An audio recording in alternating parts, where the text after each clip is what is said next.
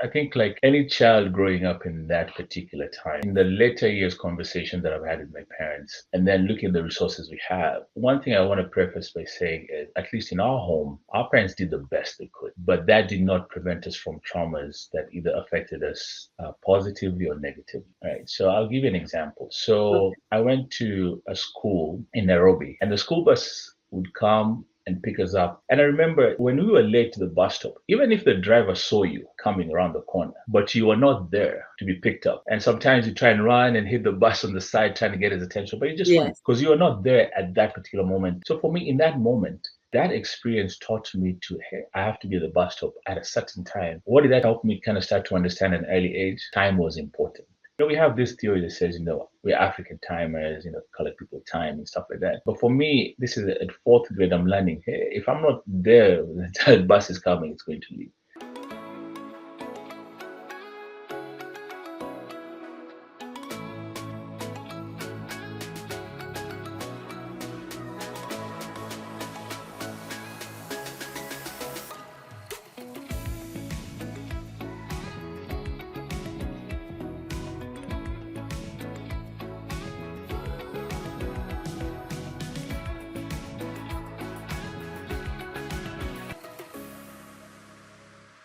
Okay, we are live, Job. So this is Dolly from Kavaya's Daughter Speaks, Dolly Ochola, and I'm in sunny New Jersey today. We have nice weather, but Job is in another area where he has even better weather. He has swimming pool weather. Yesterday, he was saying that he was at the pool. But I want to introduce Job. Job is a husband. He's a father of four girls, so he's a girl dad, and above all, he's a child of God.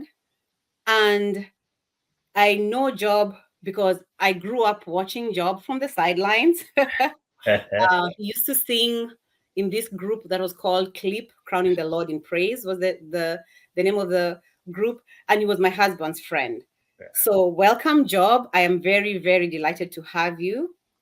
And before we start, I just want you to tell us something that we don't know about you, or that I don't know about you. I am still, and very thank you so much, Dolly, for even just this opportunity for us to have this conversation. Mm-hmm. You're Um, welcome. I'm still a big kid at heart. I I still play. My kids keep me active. And above all, I'm still even playing soccer at our an older league for older gentlemen. In Mm-hmm. Fort Worth, it's three-tiered D1, D2 type league. Play every Friday night, and then in the neighborhood, kids come out to play with my kids in our yard, and they know when I show up, I'm going to join in and play with them and just have a good time. That is nice because that keeps you young, not just at heart. It keeps you young physically when you're playful, right? It does. It does. And for me, it's also like a stress reliever. Mhm. After 5 days of just working, I look forward to the Fridays and I tell the people I work with that, hey, after 5 days, no way you're going to get a hold of me because if you send me a text message or send me an email, I'm not the guy who's going to be there on that phone. If you really need me, call me. But Okay. there's no guarantee that I'm also going to be around the phone, so because I'm playing. Okay. Yeah. Nice, nice. So, Job, again, I want to thank you so much. And the reason why I thought it was important to listen to your story is because you are an African man who grew up in Kenya, but who knows the importance of being emotionally vulnerable, and also who knows the importance of going for therapy, who knows the importance of sharing your story and sharing your mistakes so that others can learn, the younger people can learn, people your age can learn, so that we don't repeat the same mistakes. So I want us to start from childhood because our childhood is what frames who we are. Yeah. So, can you tell me about your childhood? How did you grow up? Did you Yeah. grow up in a two-parent household? Do you have any childhood traumas? Were your parents permissive? Were they authoritative? Were they authoritarian? What was your experience? How did you experience growing up as a child? So I'm the oldest of five, and Okay, in my family, I have three brothers and one sister. My sister's the youngest, okay, and just like any other African home, first I grew up in a two-parent household. Uh, okay. both my parents worked, Mm-hmm. um, and they were very strict. Just very, they were strict, just like any other parents around our neighborhood. And in our neighborhood, we knew that all parents were our parents. So Okay. even if you saw your neighbor's parent coming along and you're doing something wrong, we knew they had the right to discipline us, which then they'll go back and tell our parents. And then that Mm-hmm. results in more discipline at home, Double discipline. Okay. double discipline. And then, Mm-hmm. um, and in our home we had a lot of people coming in and out, relatives transitioning either to their careers. So there was a lot of areas where we saw things and we learned life. But my parents were very strict, just like most guys I grew up with. You know, education was pressed on. Mm-hmm. There were certain house rules that you had to adhere to. Uh, those chores that had to be taken care of. So you still have to take care of school. There's a way you addressed adults. And I think one of the things that I learned later on and I struggled with when I transitioned to the States is I remember, when we'd address adults, you really couldn't look at them in the face or in the eyes, right? Mm-hmm. More, but you kind of look down, you just kind of look up a little bit, but so those little nuances, uh, Okay. that's how life was for us, yeah. Okay. So do you think you underwent any childhood trauma, whether they were big traumas or small traumas, or things that shaped who you are Oh, and oh, that have influenced you, let's say positively and negatively? oh yeah. Mm-hmm. I think like any child growing up in that particular time, I think in the later years conversation that I've had with my parents, um, and then looking at the resources we have, Mm-hmm.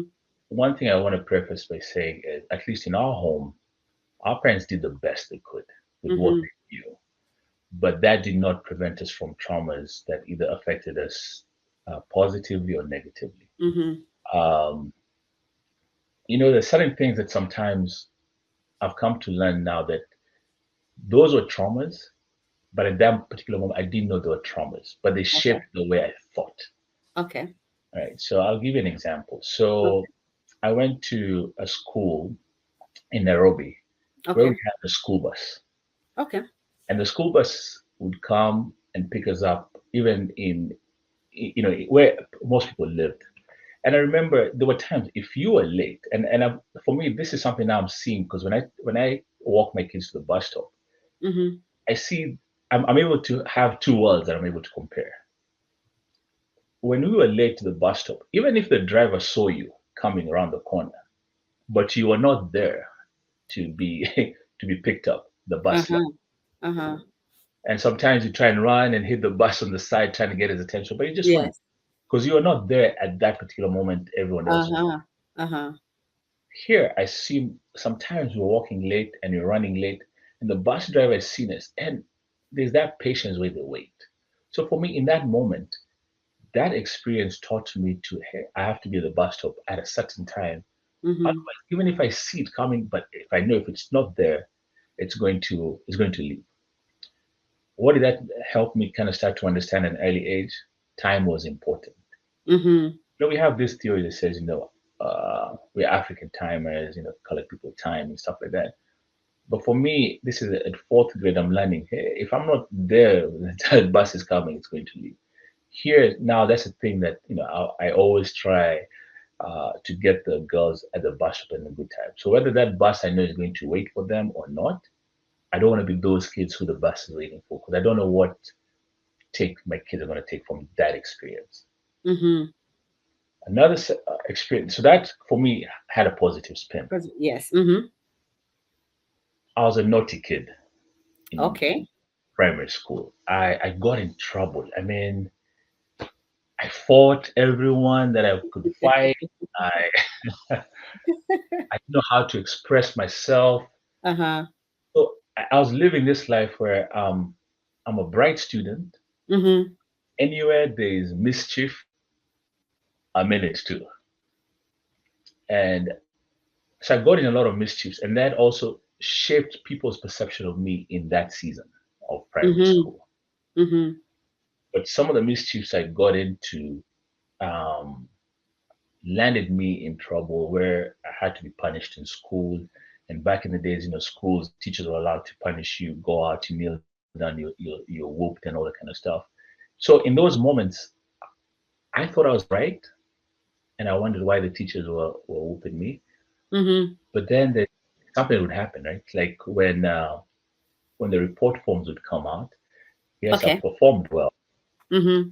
but the teachers would say he's done well, but But. he could do better because of, right? Mm-hmm.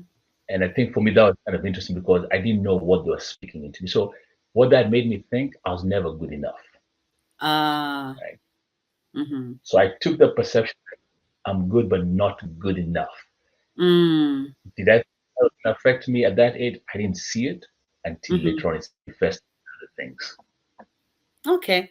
So you grew up knowing that because in your own perception, in your eyes, you were doing your best academically, but you were just a playful, naughty child. It didn't take away from the fact that you are doing well academically. So if you're doing well and you're told that you could do better because you are playful, that Hmm. I can see how that sends the message that okay, an A minus is not good enough.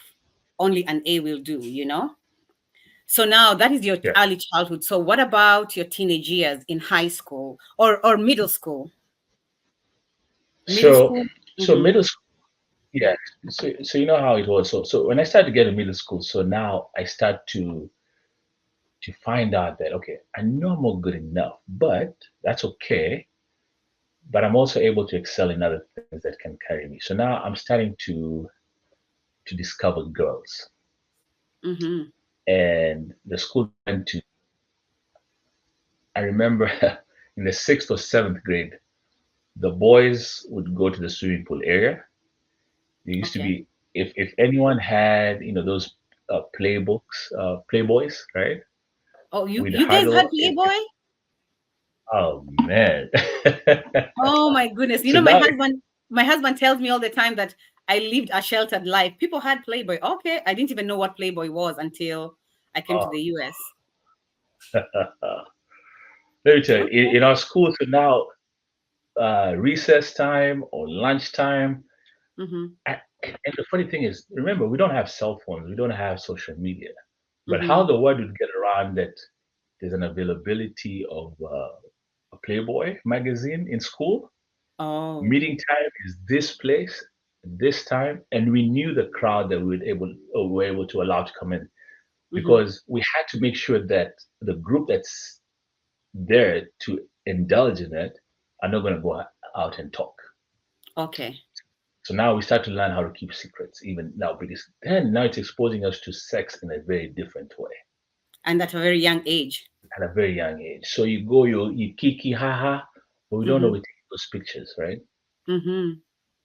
I don't know what seeds I'm planting because at that it's fun. We see it, you kind of look at it, and then you go, and then you also learn to keep a secret. So you can't tell anyone. I go home, then I'm going to tell my brothers or my other friends. That's you start to learn how to keep secrets and compartmentalize things.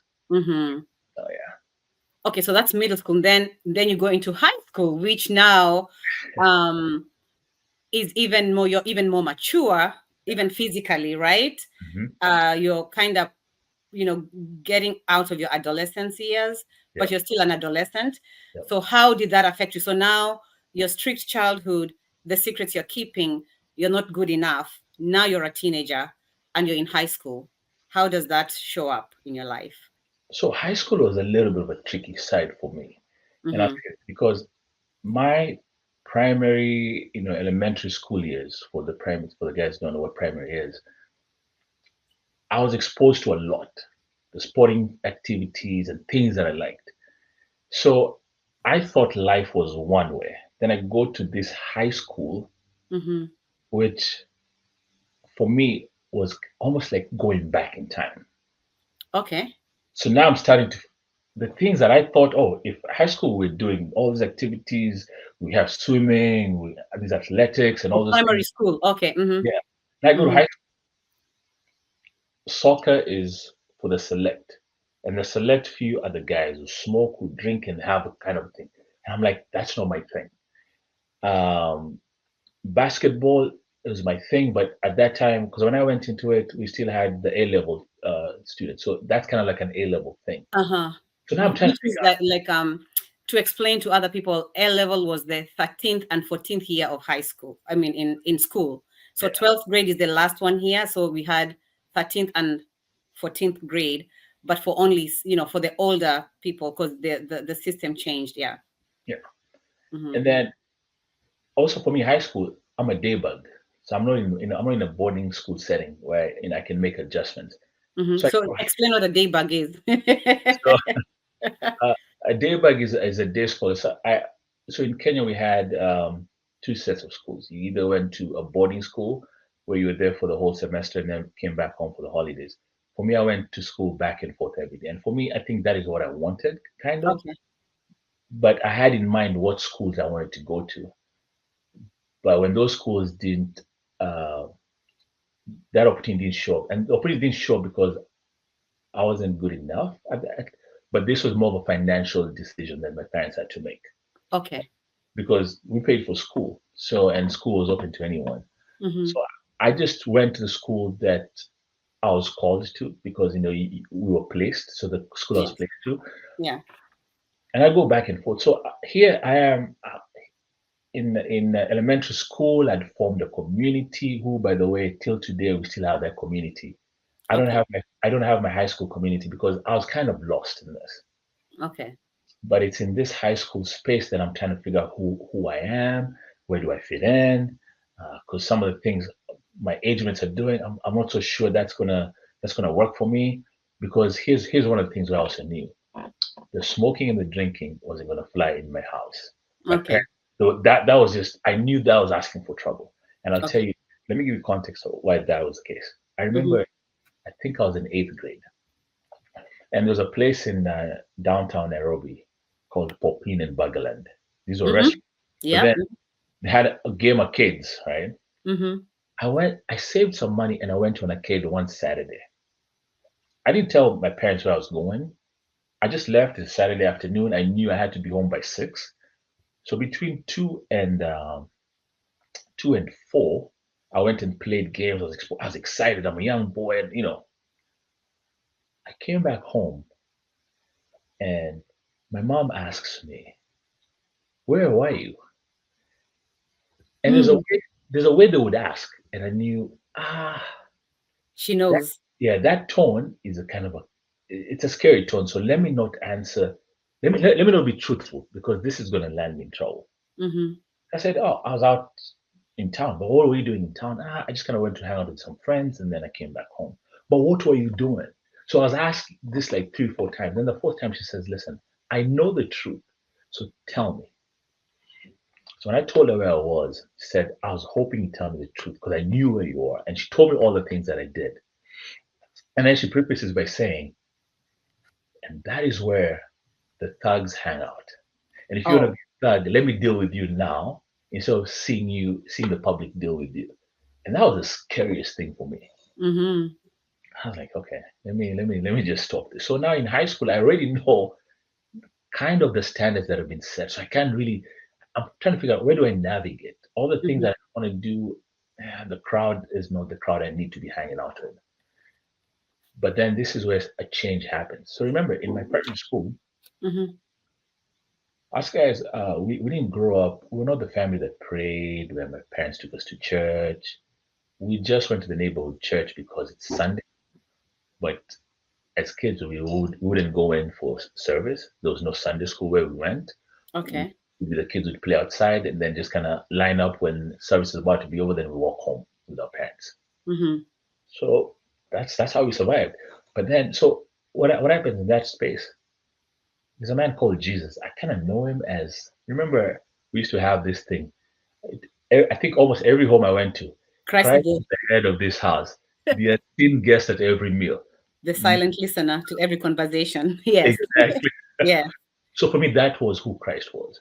Okay. Then I remember this gentleman one time just witnessing to me. And I think hearing the story of God, he imparted fear.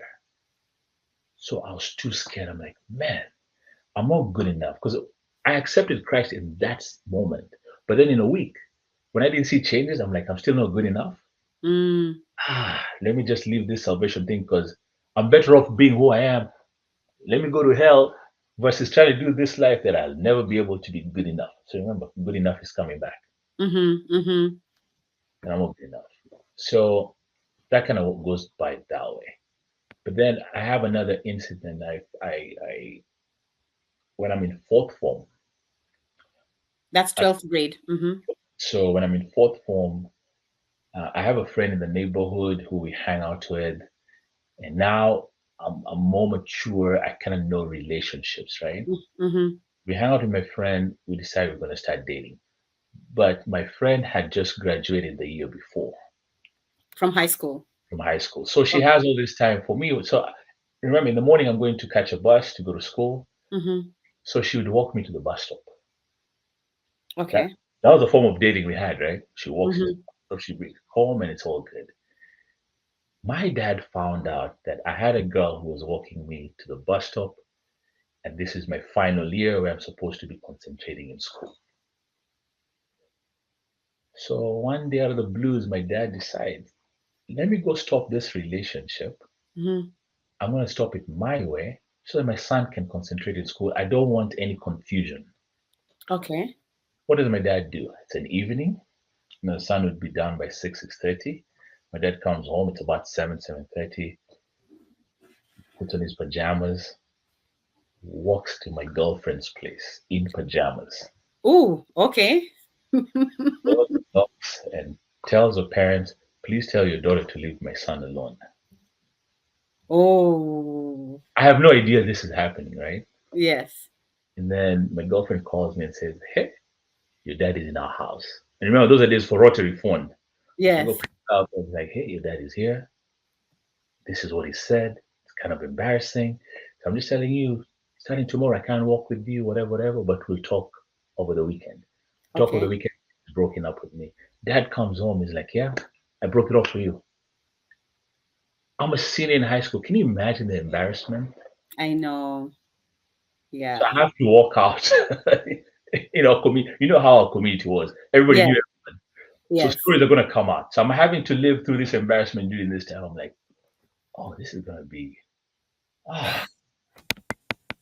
And Dolly, this is at that moment, what's going on in my head? I'm like, so am I doing school for you or am I doing school for me? Mm-hmm. So now these are the conflicts I'm having. So what do I decide to do in my last year fourth form? I decided I'm just going to coast along. I'll go to school, I'll do the work that needs to be done, but I'm not going to study, whatever happens, because if you think this is for you, yeah, I'll figure it out. Mm. When I'm done, I'll figure out what life happens. So those are some of the traumas, right, that you pick up. That's Wow. yeah. So now let's talk about the day you went to the arcade. Did you get a beating or a whooping? Let me not say beating because beating is taken a little differently here. But did you get a spanking or a whooping? I think it's the way I was spoken to. Okay, that was the whooping. Yeah. And I think it's the way she asked me. And she said, I remember saying, because remember how we would deal with people caught stealing. There was the mob Mhm. justice. She said, let me mob justice you in the house. I can know Before other people do. what other people do. Yes. Oh, wow. And because I'd Okay. seen the mob justice, I mean, it was very common. It's a common thing that if something happened as kids, you want to go see, had been exposed to death, had been exposed to that. Once again, you're picking up things and you don't know what you're picking up. Mm-hmm. Thinking, if my mom is going to say this to me, hey, I might as well just, hey, this is a dangerous place to go and I'm not ready to die. Mm-hmm. Not a death because I went to a kid. And Dolly, it's funny because that killed the appetite for gaming. I'm, Oh. I'm in technology, but I'm not a gamer. I try to game Mm-hmm. with my kids, but I just don't have the appetite to game. Yeah, because you don't want to be a thug. Yeah. Okay, so now you're in high school. You've Mhm, been exposed to pretty much it's pornography because that's what Playboy is, right? mhm. So how does that play out in your life? So now I start to look at women a little bit differently because now after Mhm. high school, we have that moment where that year And I get into relationships, and I'm trying to I'm trying to do the same things that I kind of learned. But here's the thing, because now by the time I'm also graduating high school, so remember I ran away from salvation, and then towards the end of high school, on my own, I just had a moment where God just tagged my heart, and I just kind of went in there. So there's a conflict.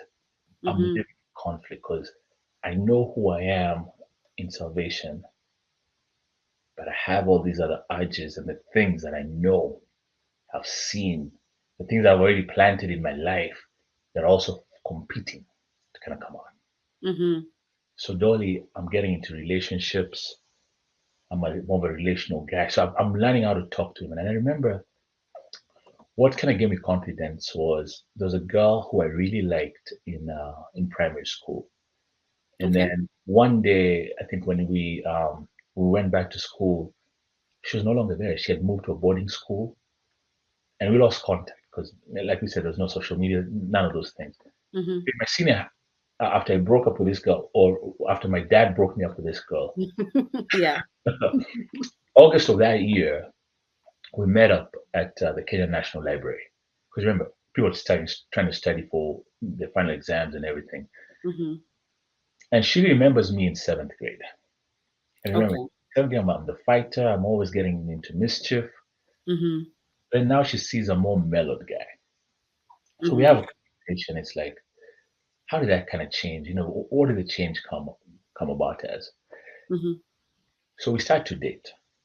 She's Okay. in a boarding school, so we write the letters, the snail mail. Mm-hmm. Look forward to the midterms where she comes home. So one midterm, this is where I knew something had changed in my head. Remember, so now I'm a Christian, but I think what we forget, just because you're a Christian doesn't mean everything that you've gone through and the things that you have. Yes, now there's a way you can deal with them, but I wasn't discipled. I don't have any background. So I don't know how to deal with it. I'm just thinking I'm just going to pray it away. God, Mm-hmm. take it No away. mentors. Mm-hmm. Then you start to realize the harder I pray for this thing, the harder this thing hits me. Right? Mm-hmm. So I'm dating this girl, and I'm going. She's taking a bus home. She lives in Phase Five Extension, so you know how that is. Mm-hmm. So Phase Five Mm-hmm. Extension is on the other side, and I'm there in Shopee because she's going to the shopping center where we grew up. Yes. Mm-hmm. So she's going to take a bus to go home. Dolly, you remember the era we grew up in. So this boy decides in this public bus stop, I can see the bus coming. So we first say, okay, let the first bus come. I'm like, yeah, don't worry, let's get the next bus. Mm-hmm. The next bus, I'm like, yeah, she has to go home, curfew time, whatever. As the bus is coming, Dolly, I turn around and kiss this girl in public. Public display of affection. Ooh. I liked it. It got me points, but she was like, what do you do? Right? But the feeling that left, without even still knowing these are things that we planted with the playbooks and all, playboys and all, Mm-hmm. I discovered something else. Post high school, now we have all the free time, the girls are around, the hormones are kicking and they're raging. I'm all about Mm-hmm. making out with every girl who allows me to. I'm just there. Mm-hmm. It's to a point where now, even in the evenings when you have to go to the stores, I make sure I go to the store between 5:30 and 6 because it's going to be dark. I know who I've made like a date with, who Mm-hmm. the stores together. Then we have some areas where we're just going to go. We make out, then we go home. Mm-hmm. What is that doing? I'm just arousing the sexuality in me. Okay. I'm fueling it. Let me put it that way. Mm-hmm. Just feeling it. But the one thing that I'm operating in the fear that my mom instilled in us. Because as boys, we had a conversation one time with my mom, and she said, I know you guys are growing up, but if you ever get a girl pregnant, you and the girl's not going to go home to her parents and live this life that you're responsible for. You, having made that decision, you're going to have to take that girl, go talk to her parents, and if you're kicked out, you're going to figure out how to live with the girl and the baby. Mm-hmm. Hey, Dolly, me, I'm looking, I'm like, I hardly have resources even to go to downtown. How am I going to take care of a life? So that's the part that prevents me from getting sexual because we, I hadn't had somebody to walk me through sex education, sex, Mm-hmm. all that. So that's not something we talked about. But then, remember, these things are just kind of building up until I hit the States. Okay. So you come to the US after high school. After high school, and I stayed out for 3 years. My parents took me to a college Okay. that I didn't want to go to. So I had to fight that back and I refused. And I think when I refused, I was told to stay home and be the houseboy, for lack of a better word, making Mm-hmm. sure that I was taking care of the house, not getting paid. And then so in that space, the opportunity to come to Stato came, and that's when I came. Okay. So now you're in the States. You're a child who Uh, felt you're not enough, good enough. You've been exposed to pornography, making out, and you feel that you didn't belong because that was very important in high school, yes. where you felt like you were lost, you didn't belong. Yep. So how does that show up in your life in the US? What types of decisions do you make?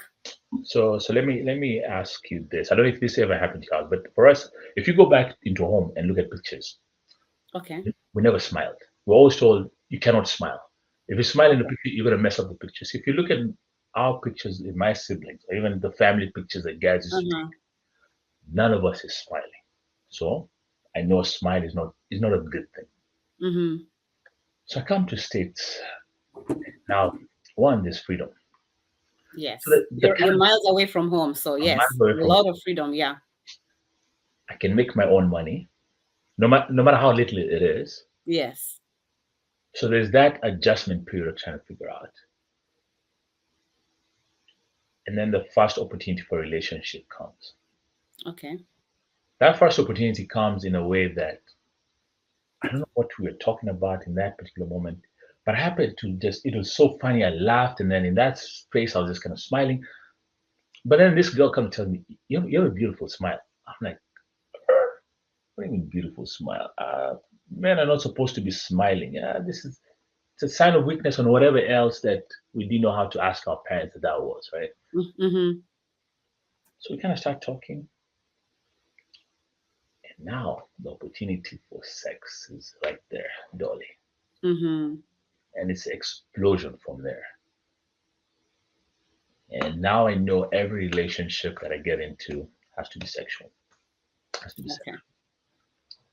Um, and then 3 years down the line,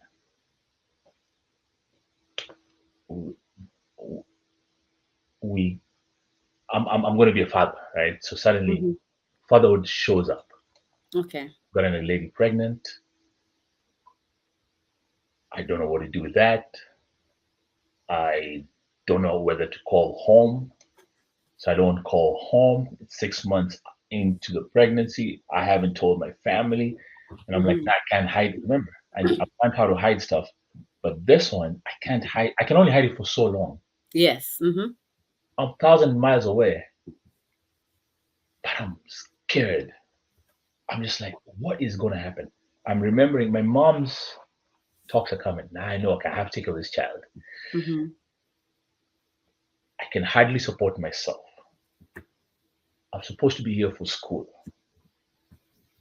What am I going to do with this? So when she's 6 months, I'm like, listen, I'll take care of everything. We'll figure out this out together. Mm-hmm. Let me call my parents. So when I call my parents, I called and my dad picked up on that time and I told him and I didn't know how. First, I didn't even know how to tell dad, but he Mm-hmm. was okay. He said, like, oh, hey, tell your mom. And I tell mom. I was like, congratulations. She's excited.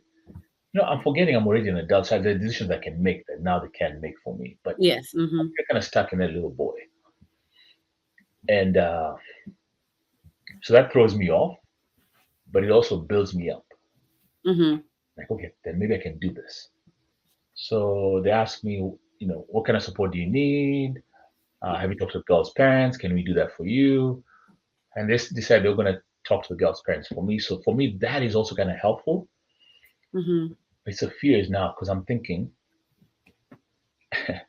I remember adults talking and talking about those kids who are from single parent homes, Mm-hmm. people who had been divorced. So there's a stigma around all those things. Yes. Mm-hmm. So now I'm like, it can become another stigma. So let me get married Oh. and make an honorable woman out of this situation. Because I can hear the voices that I heard growing up about the people who had gotten divorced, about this kids who are coming from single parent homes. And what the part I never got was those kids coming from single parent home. What is the reason why they're from single parent home? Could have been death, Mm-hmm. right? Could have been so Yeah. many reasons, but we Yes. didn't hear the reason. We just heard of how bad that was. So I'm like, okay, let's go ahead and get married. So you got married for the wrong reason. Married for the wrong reasons. But what was interesting is when I was making that decision, I called my now wife and told her, I've gotten somebody pregnant. I'm going to marry her. And this is it. I'll see you on the other side. I'm just going to make this happen. And that's how I get married. Okay. Yeah. How long did that last? Lasted a year and a half. Okay. A year and a half. And I'm dealing with guilt because I'm thinking it's my fault that I got Mm-hmm. this woman pregnant. Mm-hmm. I've messed up her school. So what can I do to kind of fix this? So as our relationship is coming to its tail end, our daughter by now is a year and a half. Um, we decided we're going to go our separate ways. We have to go through the divorce, and it was very amicable because one, we had to save that $800 for the divorce, which $800 was so much, Dolly. Then At that point, yeah. Mm-hmm. I'm just thinking, man. So picked up a few shifts, got the $800, used one attorney because there's nothing we were fighting for. It's not like we had anything. Mm-hmm. Just knew our season had ended, and we wanted to do it as amicably as we could. Mm-hmm. So in this moment, I said, you go ahead and you finish school while I do this because I'll be the parent in this. Let me be the primary Okay. parent as you do Mm-hmm. school. So we came up with a way to do the shared parenting, which worked because we were very flexible. Because I remember even the judge, I'll never forget her name. Her name was, which is kind of interesting. Her name was Judge Judy King. Oh, okay. Mm-hmm. When we showed up there, because we went for the divorce classes and all these different things, Mm-hmm.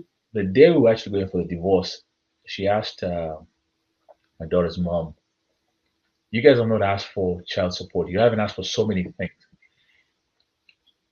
Do you think you can trust this man to take care of the child?" Mm-hmm. You're right. And without hesitation, she said yes. Because Okay. we couldn't figure it out. And I knew so important for me. And also for me, as a dad, I wanted to commit. I wanted to make sure that just because the relationship didn't work, I wasn't going to go ahead and mess other things up. We were going to try and be the best parents we could for our daughter. Okay. That's what we did. So did you, who filed for divorce? I'm just curious. Did you? I filed. Okay. So tell me what made you file for divorce. Did you feel like you don't want to live a lie anymore? This was purely a sexual relationship, just a baby happened to Yes. come out of it? Okay.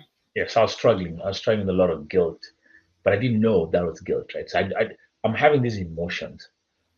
I'm trying to be the Shame. best version of me, and I don't know how to be that person.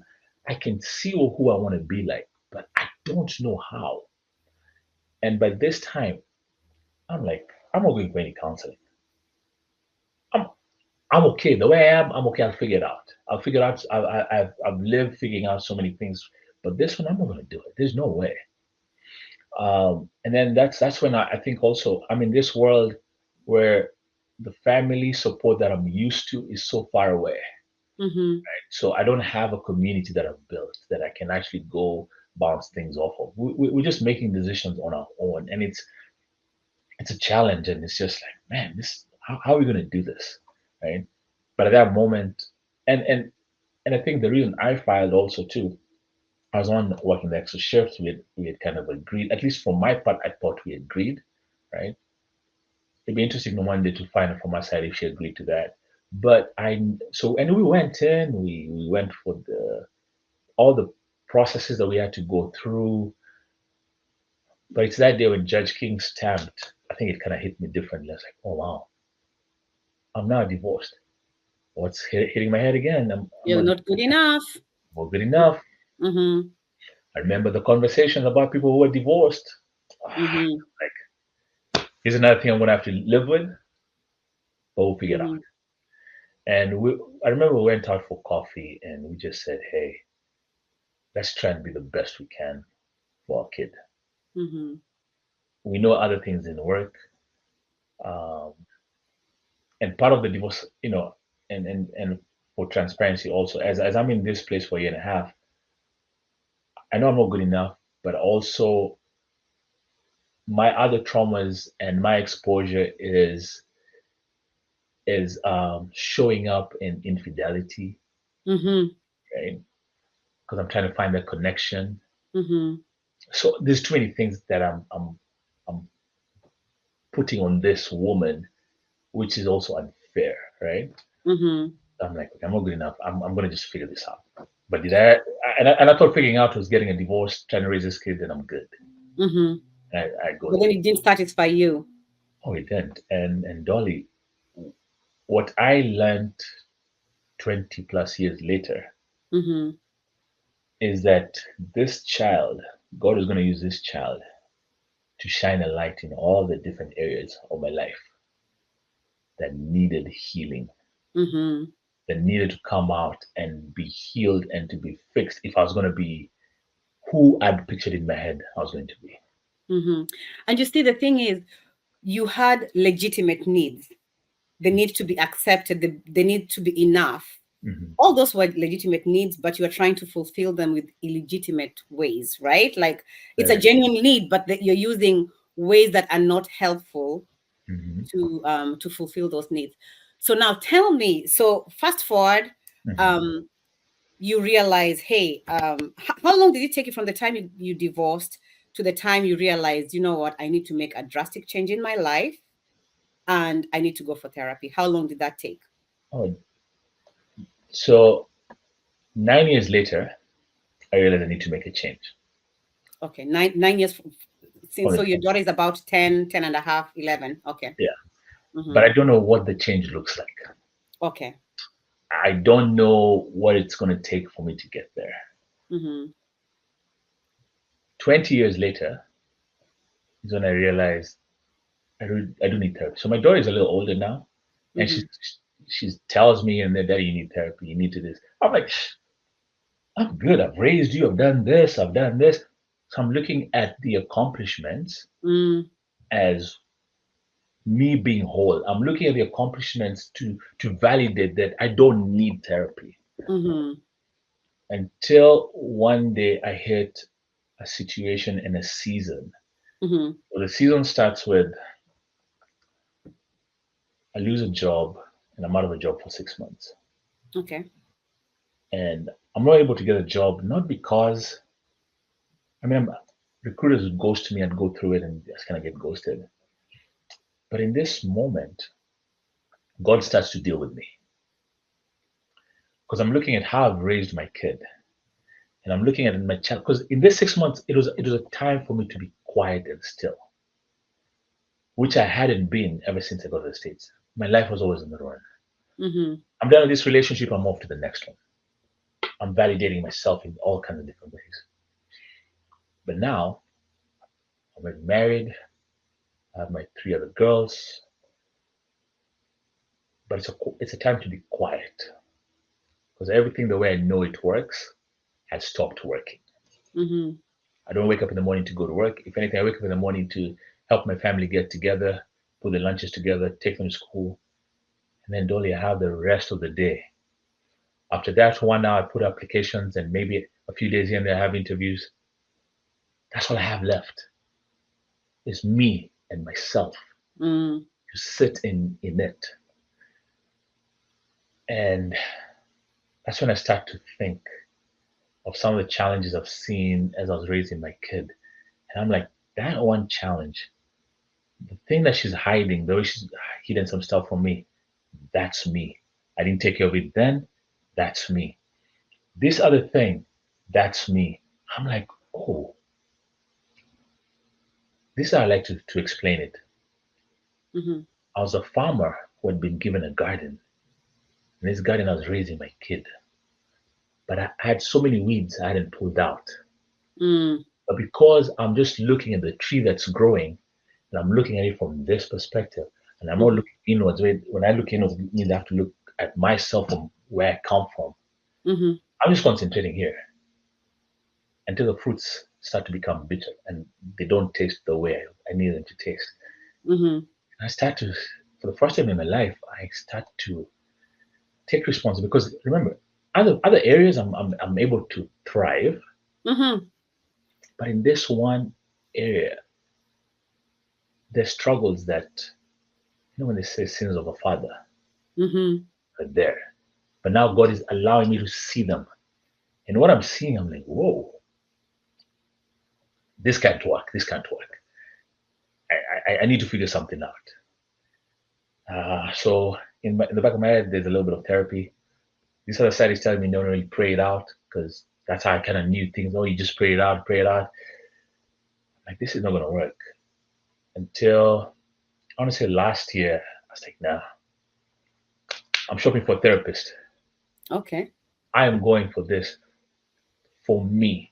I'm gonna be responsible for me. I'm gonna fix the things that God has just been revealing in me so that it's not a thing that my wife has to deal with. It's not a thing that my four girls will have to deal with. And then I know once this is fixed, I'm going to go back around and have those deep conversations with my kid. Because remember, even when my kid went to college and she went to a prestigious university, which thank God she was able to do that and graduated very well, you know, I started seeing David's life. Just because I was struggling with things, God, Mm-hmm. God, God knew my heart. I kept going to Him and saying, God, I need help. I need to figure this out. Because don't let me tell you, my last relationship before I got married, Mm-hmm. God had told me it was a bad relationship. I knew it was bad. Mm-hmm. So in it that I didn't know how to come out of it. We had we shared so many things together that coming out of it was going to be hard. Mm-hmm. And my prayer became, God, get me out of it, yank me Mm-hmm. out. And when He did that, and I knew it was going to be painful. So that's another thing. So I take that pain. Now I'm seeing some of these struggles. I'm like, okay, God, I'm going to go to therapy. The things I'm going to find out, I'm not going to like, but let me own it. Mm-hmm. You can heal me so I can live up to that better version of me that I've always known kind of exists somewhere deep inside. Mm-hmm. I just never knew how to bring it up. Okay, so you go for therapy. Mhm. So what is the biggest shocker that you discover, or what is the thing that, or the biggest, is it shocker or biggest lesson, or what is this big revelation you had after you start going to therapy?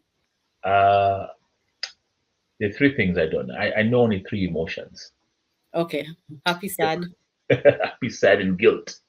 Okay, and So I'm shame, guilt and and shame too. Yeah. guilt Mm-hmm. together, right? Yeah. So those are the three emotions I've been operating on. Okay. So even how I relate to my kids is sad. And by the way, I don't know how to because I don't know what sadness means. I don't know what it means to sit and be sad. So I've stopped. If my kids are sad and they come and tell me they're sad or they're crying and they're trying to express something to me, I'm like, be quiet, tough it up, this, and that. Mm-hmm. I don't know how to handle them, but I'm starting to realize I saw it in my older daughter and she talked about it when she was older, but I'm starting to see the same patterns now starting to come back into this whole relationship with Mm-hmm. my other youngest daughters. And I'm just like, it can't be the same. Something that has to give. Yes. I am the common denominator. Mm-hmm. All these things, it's me. Mm-hmm. I've got to fix me. But I need help for some. It's not my wife's job to fix me. It's not my kid's job to fix me. I've got to fix me. And then I remember I'd listened to somebody say how God gives us all these resources, and therapists also are the resources Yes. that God Yeah. gives us. Mm-hmm. And I think that kind of hit me a different way. And so I started shopping for therapists. But when she told me those are three things I operated on, because I remember when she asked me this question in one session, tell me about you. Tell me the good things about you. So now a session, 45 minutes, every answer I gave, she's like, nope, nope, nope. Don't I'm like, so I finally said, okay, what do you want to hear from me? Because Mm-hmm. I first started by my vocation, what I do. Yes. Uh-huh. She's like, nope. I said, well, I raise my girls. Nope. Every answer I gave. But in my head, and she's in one session, in one point in that moment, she said, but I know if I asked you what's wrong with you, tell me. I said, oh, yeah, yeah, I have those listed. I know everything that's wrong with me. Yes. But I didn't know what was good in me because I'm never good enough. So I couldn't answer that question. And then when she walked me through what that meant, and then walked me through the different emotions, I was like, God, I need to know these things because these are things you've put in me.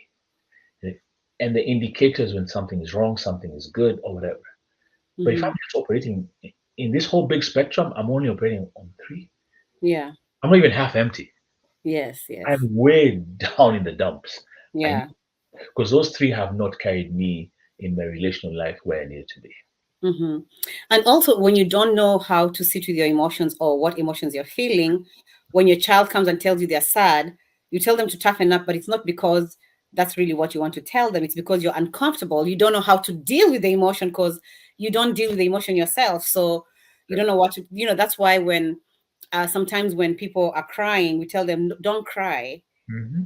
Well, if a loved one has died, and I want to cry, why are you telling me not to cry, right? Or if Exactly. I stabbed my foot and I'm in pain, why are you telling me not to cry? It's because you're uncomfortable Mhm. seeing me express my emotions because you're not able to take it because you're not able to express the emotion yourself.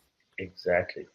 Okay. And it's funny you said because just 2 days ago, one of my kids is very athletic and she had hurt herself. So I'm picking her up from her activities, and I can tell she's getting emotional because she wants to cry. And let me tell you what broke my heart is when she said, "Daddy, I'm sorry." I'm like, "What do you mean you're sorry? I can tell you're in pain because I'm crying." And by that time, tears haven't even. I can see them welling in her eyes. She's like, "I'm sorry, Daddy." I'm like, "Because I'm hurting, and I know you don't like us crying." Oh. I had to gather them together and say, "I want you to always know you can cry. Mm, You cry. I will sit in it. I want to feel you and hear you cry." There's been moments even when my wife would cry when other things happen. I didn't know what to do with that. mm-hmm. I'd rather walk out of a room. But then I slowly started learning. And the thing is, Dolly, let me tell you what has really helped me in this moment Okay. is when I accepted to be a teachable man. Mm, I don't know it all. mm-hmm. The lessons can come from my kids, can come from my wife, can come from a variety of sources. Mm-hmm. I'm going to go into it knowing I don't know everything, but I can learn something from every situation I'm in. Mm-hmm. I can learn to make me a better man. Wow. So you've been in therapy for like how long do you think you've been? 9 months and Nine counting. months. Okay, that's good. Yeah. Good. And keep on keeping on. Oh, let me So tell you, now, I schedule it. I tell the therapist, hey, I'm going to be traveling for work. That means we're going to miss out this. Like, mm-hmm, oh, man, the days that come out of it, I'm so exhausted because the things went through. But I have to tell myself, just keep going, keep going. mm-hmm, mm-hmm. So now looking back um at your life, Hmm. what and from the lens of the new job, Hmm. but also the lens of a parent, Hmm. right? Hmm. So let's start from the lens of a parent. Where Hmm. have you gone wrong so far? And Oh. what are you trying to correct right now? Um, my oldest daughter has taught me a lot. Okay. Some of the struggles she has with the emotions is because I suppress those emotions. Mm-hmm. So I'm learning to let her express herself. Okay. I grew up knowing a man provides and provision is paying bills and that's it. Because that's what I saw the men around me do and I admired that. Mm-hmm. I didn't know there was more to manhood. I didn't know there was more to being a husband. The things that have separated. I can be a good dad but a horrible husband, and I can be a good husband and a horrible dad. Yes. There has to be a balance. Those two are different roles that I have to work at them differently. Yes. So as I discover things, I don't have a hard time calling my daughter and say, I need to have a conversation with you Mm-hmm. so we can sit and talk. And I allow her to take me back because certain things I can't remember, Okay. but because she's the one it affected, Mm-hmm. she's the one who remembers. The scars are on her, not on me. Yes. So I have to sit in it, even if I hear something I don't like. So when I was talking about the provision, I remember this is the conversation I tell my daughter. I'm paying for this. I've got you this. I've done this. I've done this. Mm-hmm. So you need to be thankful. You need to do this. Until one day my daughter, after school, became independent. And Dolly, this, if it wasn't for me starting to turn a corner, I don't even know how that conversation would have gone. I think we would never have talked. But it's when one day she told me that now that I make my own money, Mm. what do I need you for? Ooh. Mm. And now I'm having to Wow. sit in that. Mm-hmm. Because at that time, my daughter started going for therapy. So I went for a session with her. Okay. And the therapist allowed her to tell me how she felt.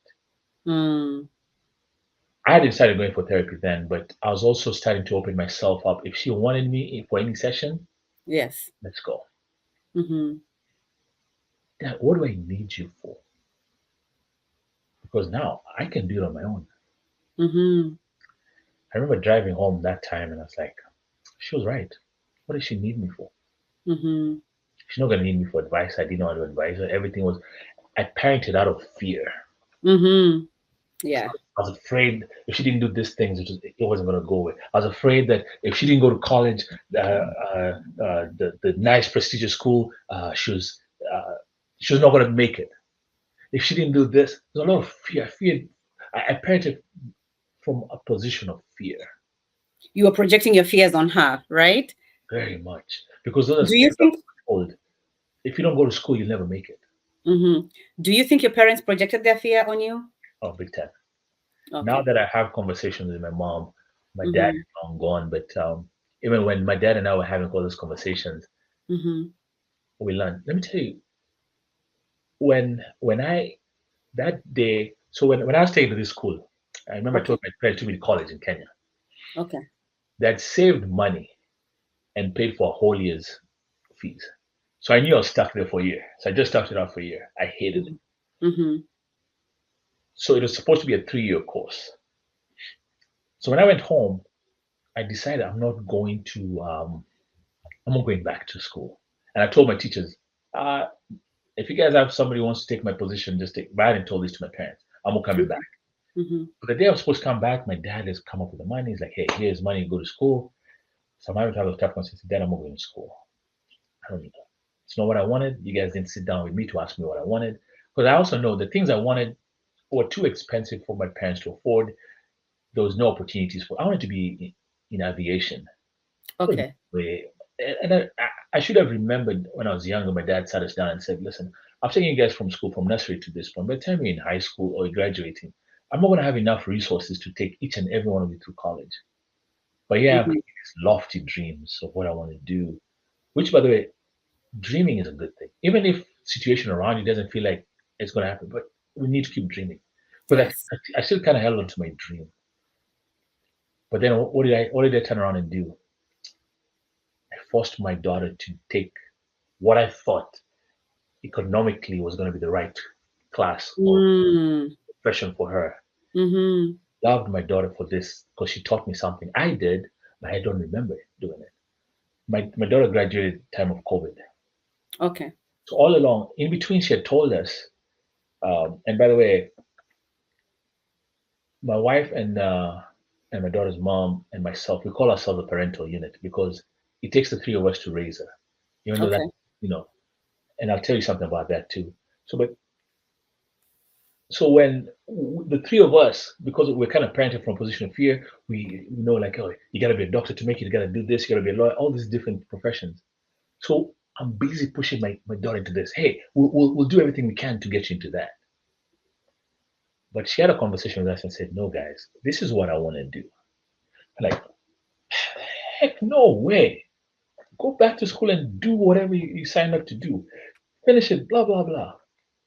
Dolly, I love my daughter for doing this, even though that time I would not have said that. Mm-hmm. COVID graduates, you're doing it online. So in the football field, they have the classes of people who are graduating. Her name Mm-hmm. shows up, totally different degree than what. Oh.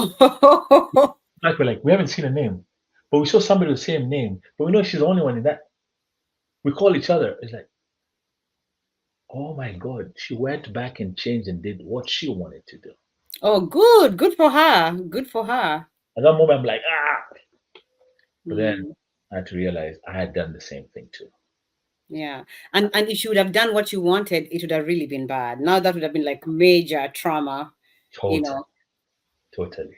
And Yeah. that's the one thing, so I parented from fear and all that kind of stuff.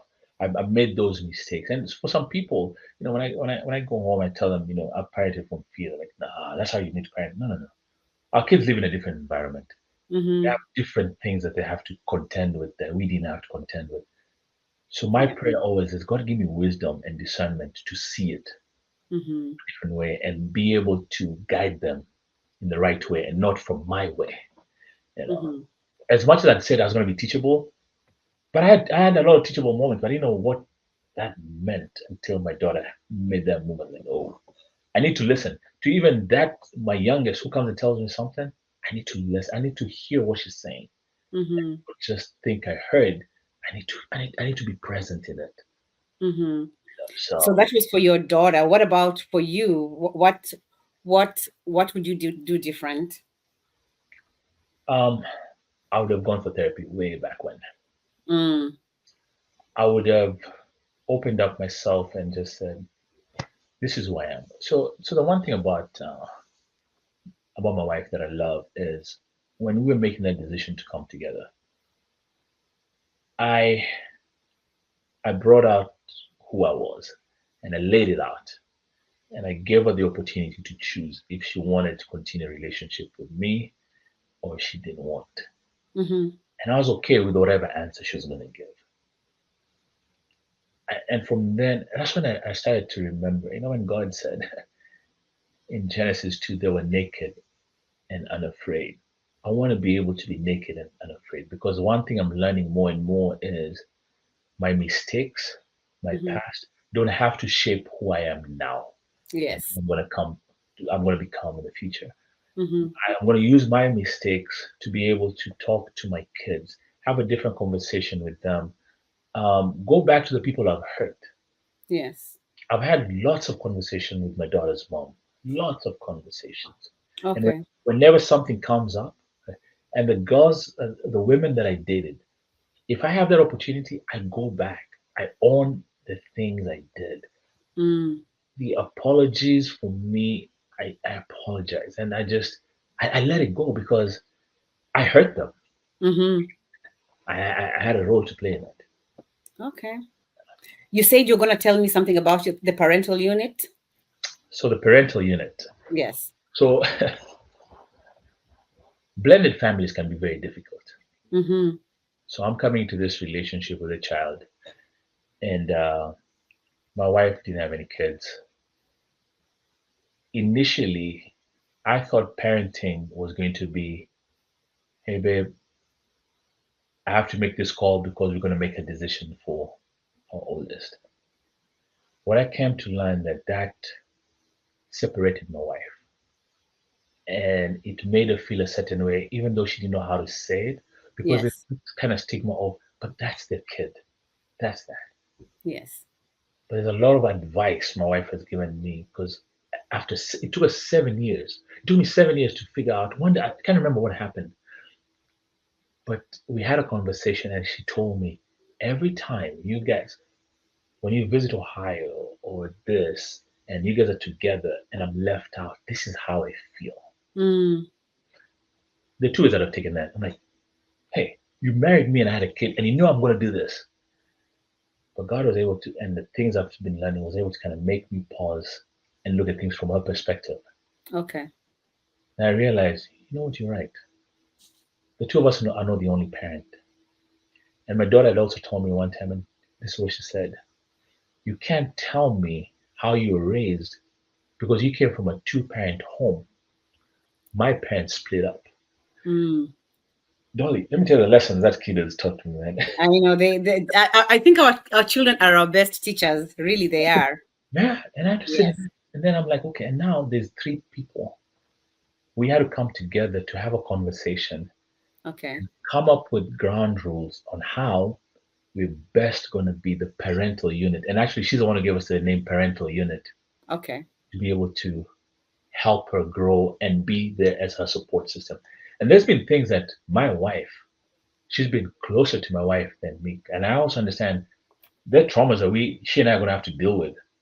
And I also understand, darling, let me tell you, if your child comes and tells you, Dad, in those situations, you're my trigger. Ooh, The that's a painful one. yeah, the African side of me would say, what do you mean? But guess what? Mm-hmm. I don't even have the space to say, what do you mean? Because she's independent. My choice at this particular moment is to ask myself, do I want a relationship with my daughter? Or do I want to continue to make that gap get bigger and bigger? Mm-hmm. What I did with that is I sat in it. I said, thank you for sharing that with me. I didn't know that triggered you. I will be more conscious the next time. Mm-hmm. Where? And if there's any more triggers, please allow yourself to tell me. Mm-hmm. Because I was never I was thinking, me, I'm providing. So what are you telling me? I know. Yeah. Yeah. Yeah. So now, okay, now thinking about your exposure to pornography and all that stuff at a very young age, Mhm. what are you doing? Um, so I mean, looking back, would you have looked at those magazines knowing the damage it caused in your life? That's a very interesting question. If I Mm-hmm. sit here and say no, is it really No, no? in hindsight, In hindsight, yes. okay. In hindsight, yes, because it opened doors that should have been opened then. Mm-hmm. Because in my college life, I also struggled with masturbation. It was too intense, and you get into it and I come out feeling guilty, and I'm figuring, how am I going to deal with this? And then I'm reading stuff. It's telling me how it's going to affect my future relationships. And I'm just like, that's not what I want. Mm-hmm. But do I have the will to do it? And yeah, you go 2, 3 weeks without it, then it comes and hits you. And even now, one of the things I think I've allowed myself to understand is there's certain things in me that allow me to understand my growth. And let me explain it like this. If I'm with my wife and I see a beautiful woman, my wife has created a safe space for me where we can say, oh, that woman is beautiful. Mm-hmm. But then it ends there. In my head, I see that, but I also have to tell myself, that's God. So it's how I now perceive it. That's God's creation and that's good. Mm-hmm. But here's where I'm at, and this is where I'm supposed to be. And this is my woman who's also very beautiful. Mm-hmm. Acknowledging it does not mean I'm sinning. Yeah. Mm-hmm. It's the, I mean, yes. Mm-hmm. And I think that's where sometimes us guys kind of struggle. I went for another men's conference one time, and we were being told, how because we're very visual, it's very easy to look and look, look and turn. I remember this guy telling us when you start to look, look and turn, there's a problem. You can look, passes, you're done, move on. Mm-hmm. So that kind of stuck with me because that's always going to be a struggle. I already opened that door. I already knew so many different things. Mm-hmm. So yes, it's always going to be a struggle, but Mm-hmm. I have the tools to bring me back to where I need to be. Okay. I can tell my wife. I mean, I tell her things that I sit back and say, There's no way I would have told my wife that. Mm. But Had you because not been in the healing journey? no, no, Mm-hmm. because if I don't shine light to the darkness, it will continue to isolate me, Yes. and it will eventually defeat me. Mm-hmm. And I don't want to be defeated anymore. Mm-hmm. I'll So take it to help. I hope to have you and your wife and talk specifically about Oh, the blended family, because I know that that's a big thing. oh. So now what so okay, so we are almost winding down. So what role has faith played? Faith has played a big role because I have God to lean on. Okay. I have God to go to, but I'm also being more aware that not everything is spiritual. Mm-hmm. I have to understand my emotions.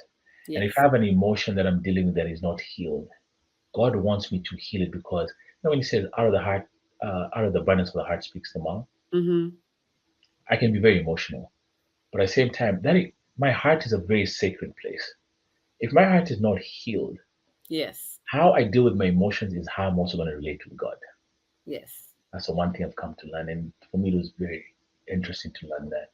So I want to have a good relationship, but I'm also grateful that even in the midst of me trying and progressing in my journey to become a good, God has a lot of grace. Mm-hmm. And because of that grace, I'm able to talk about where I've been and where I'm going. Yes. Mm-hmm. And that for me, when I look at my nephews and some of the guys around me, I'm not afraid. I'm not afraid to share what my challenges have been, and it frees me. Yes, The it freedom does. that comes It with does it for you. Yeah. frees me a lot. Mm-hmm. Yeah. Mm-hmm. So now, to end, I would want you to talk to your African brothers, Mhm. Black African brothers, but also just men as a whole, because men tend to uh,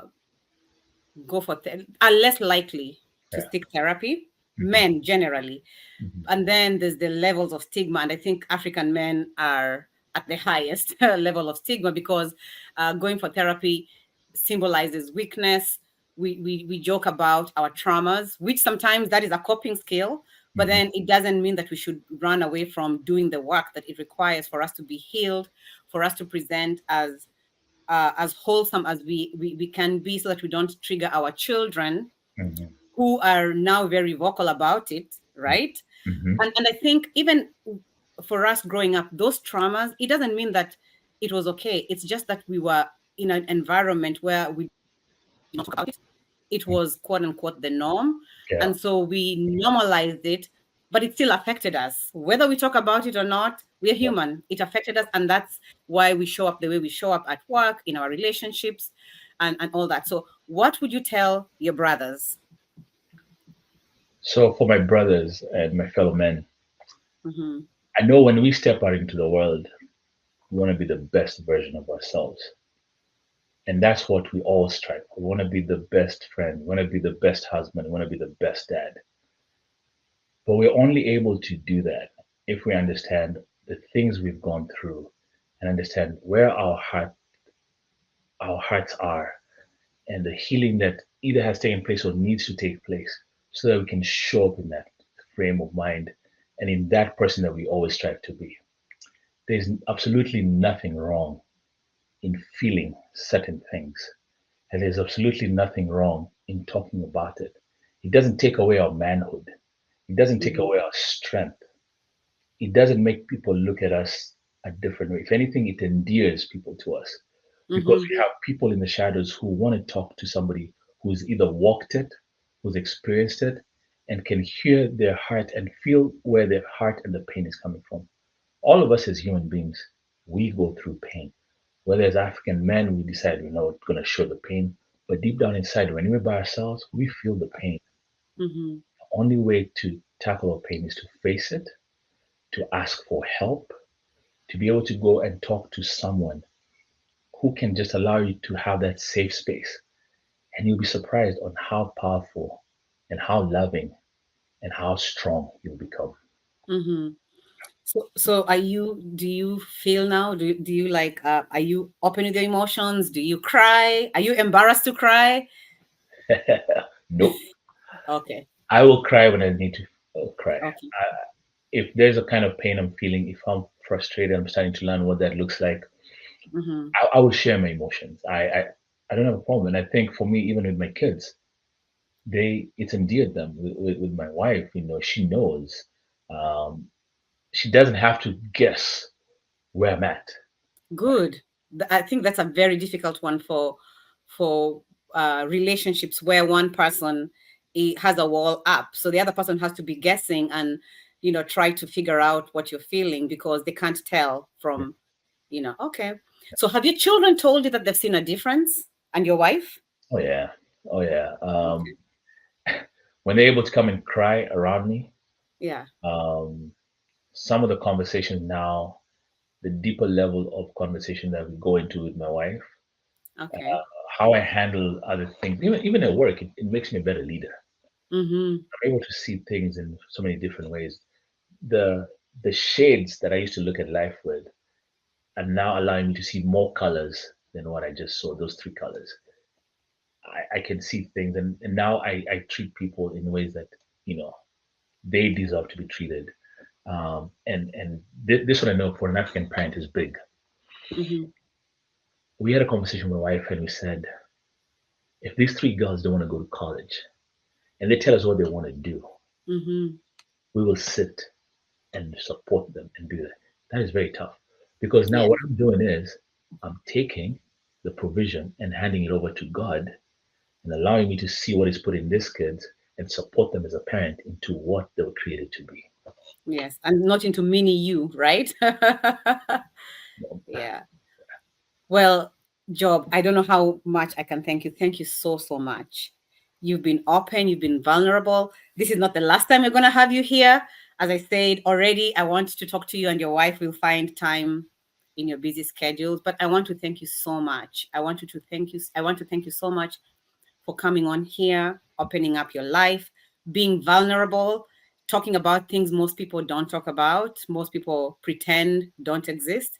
I just want to thank you because I know that you are making a difference by sharing your story. You're making a difference in somebody else's life. They might not tell you, but you're going to make somebody think twice and go and seek help, or think twice about the way they respond to their child and make some type of change. So I want to thank you so much.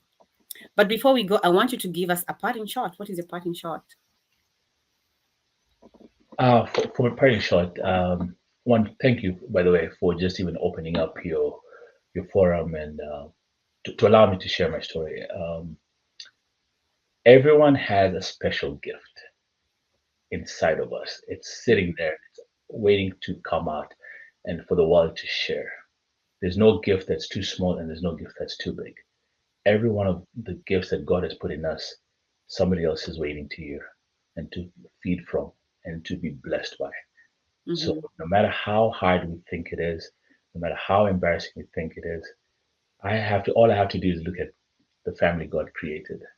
There's the David, there's the Solomon, there's the Samson. We all have ups and downs, but out of there's lessons and there's things that God wants to expose to us and show us. And just remember, lessons can come from anywhere. That little Mm-hmm. kid, your wife, if you're a man, you know, um, anywhere. Just be open, and you'll hear so many things come your way. And therapy, man, most beautiful thing I ever signed up for. Oh, good, good, good, good. So we're gonna end, and I want to thank you so much for joining us. Okay, Thank sounds you so much, everyone, for joining us. This is Dolly Ochola, Kavaya's daughter speaks. Please put your comments. I like that we watch because I see how many views, but I don't see the comments, so I don't know if we are doing something right. Are we doing it right? Are we doing it wrong? I appreciate your comments. Thank you so much, and we'll see you next time.